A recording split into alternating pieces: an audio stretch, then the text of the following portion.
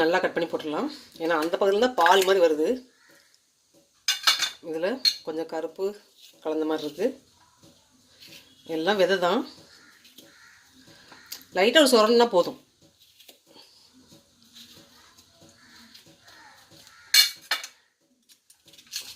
பொடி பொடியாக கட் பண்ணதுக்கப்புறமும்